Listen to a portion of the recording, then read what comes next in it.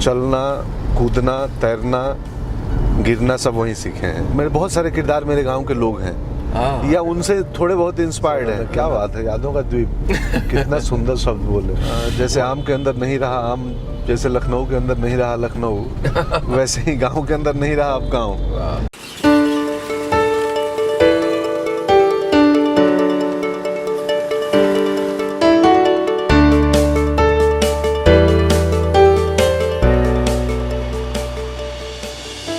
मुझे बताइए थोड़ा अपने गांव कनेक्शन के बारे में। मेरा गांव कनेक्शन यही है कि जब से मैंने आपके गांव के उस चबूतरे की फोटो देखी है, सफेद और काले टाइल्स की, और बच्चे बैठे थे जहाँ हम जा रहे हैं अभी, जहाँ जा रहे हैं, तो फिर पिछले किसी दिवाली के दिन का आप बच्चे के साथ खेतों में थे कहीं एक जगह, तो ये मेरा गांव कनेक्शन ऐसा है ना कि मैं फंसा रहता हूँ गांव में ही, निकल ही नहीं पाता हूँ। अच्छी बात है, फंसा रहना नहीं कहूँगा मैं, जुड़ा रहना कहूँगा।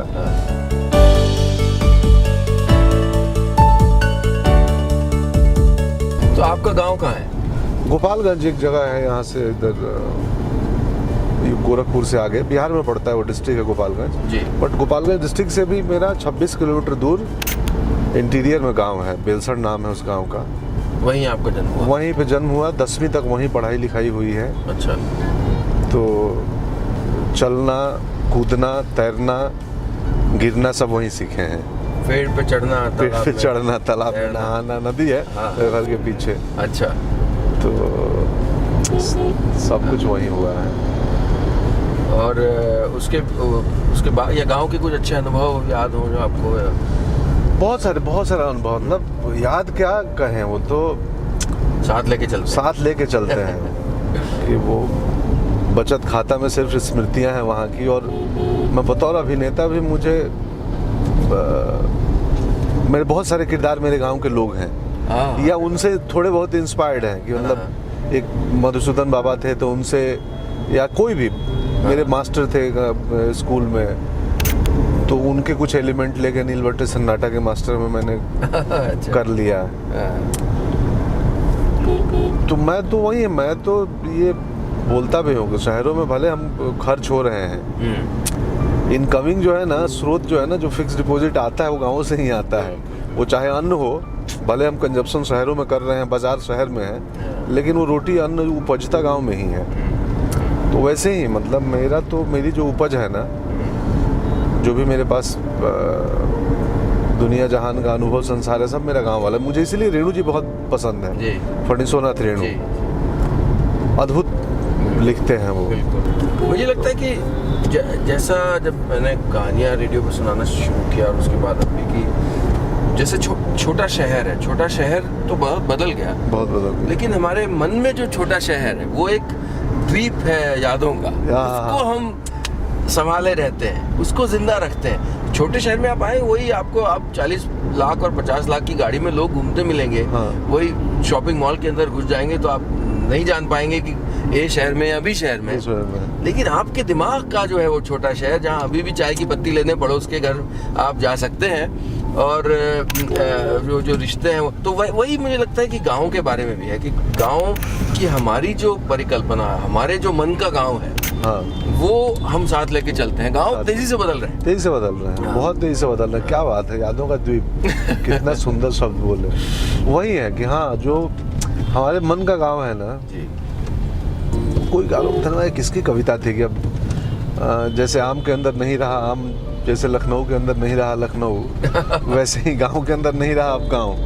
बट फिर भी जो हमारी यादों का गांव है ना, जो बट अपार्ट फ्रॉम सब अभी भी ऐसा नहीं है कि ये बाजारवाद तो धीरे धीरे पांव पसार ही रहा है।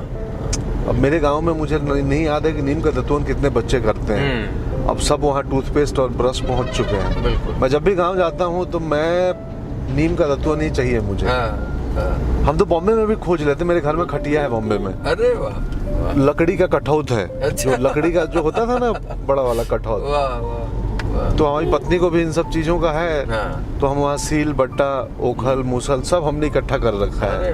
वो वही है, वो ये द्वीप जो है ना यादों का, कि आप अपना गांव अपने साथ रखना चाहते हैं, भले अब वो गांव में वो चीजें विलुप्त हो रही हैं तेजी से, बिल्कुल। गांव बदल गया, हम तो न बदले उतनी तेजी से, हम तो कहीं ना कहीं। तो ये जो जैसे आपने बताया मधुसूदन जी के बारे में, ये बताइए ना मुझे उन लोगों के बारे में। बहुत सारे बाबा लोग थे मेरे गांव में। एक रघुनाथ बाबा थे, पंडित जी। मैंने अभी स्त्री फिल्म आई थी, स्त्री फिल्म में एक जगह बोलता हूँ मैं कि मैं साहित्याचार्य, संगीताचार्य, त्रिकालदर्शी, वैद्य विशारद, अर्थशास्त्री, सारी डिग्रियां हैं मेरे पास। ये दरअसल ये जो लाइन है वो रघुनाथ बाबा बोलते थे अपने परिचय में। बाबा आप परिचय आप बताइए, तो बड़ी लंबा अपना इंट्रो देते थे। अरे तुम जानते हो सालों में कौन हूँ। हाँ, और वो बोलते थे साहित्याचार्य, संगीताचार्य, त्रिकालदर्शी, अच्छा, पंडित रघुनाथ शास्त्री मल्लिक। तो साहित्याचार्य, संगीताचार्य, त्रिकालदर्शी, और उनके तो किस्से थे बाप रे बाप। वो बोलते थे उधर मैं तो अब जाता हूँ स्वर्ग लोक में, इंद्रासन में दरबार सज जाता है और अप्सराएं जो है मेनका और उर्वशी मना कर देती है इंद्र को कि नो, प्रोग्राम नहीं होगा। क्यों नहीं होगा? बोला रघुनाथ शास्त्री चाहिए हारमोनियम पे। तो ऐसे बोलते थे बाबा बातें कि साले हम हारमोनियम में बैठ जाएंगे तो अब तब अप्सराएं नाचती हैं। ऐसे नहीं होता है, प्रोग्राम बंद हो जाता है ऊपर। अब जी क्या कहेंगे इसको। हम सारे बच्चे उमड़ के रघुनाथ बाबा के पास जाते थे, कुछ तो मिलेगा, मजा आता था। ऐसी कहानियां सुनाते थे वो। घूर ताप रहे हैं हम लोग, आग जली है शाम को, और घूर में बात कर रहे हैं इंद्रासन की कि मैं हारमोनियम बजाने जाता हूँ। क्या कल्पना है, मतलब अमेजिंग। तो उनके घर में मुझे याद है एक बार एक किस्सा है कि उनके दरवाजे पे जामुन का पेड़ था जी। और एक बार वो बैंक से कुछ लोन लिए थे, पंपिंग सेट का छोटा मोटा, लोग आए थे। तो वो जामुन के पेड़ पे चढ़े थे जामुन तोड़ने, और मुखिया लोग आ गए नीचे दरवाजे पे। तो वहीं से जामुन खा रहे हैं और गुठली फेंक रहे हैं उन पे नीचे। तो वैसे ही मधुसूदन बाबा अब तो नहीं रहे, रघुनाथ बाबा भी नहीं रहे। हम तो छोटे थे बचपन में, तो इन लोगों को देखते थे, इनके कहानियां सुनते थे, घंटों बैठ के, मतलब बिना मतलब की बातें हो रही हैं और लोग हंस रहे हैं, मनोरंजन हो रहा है।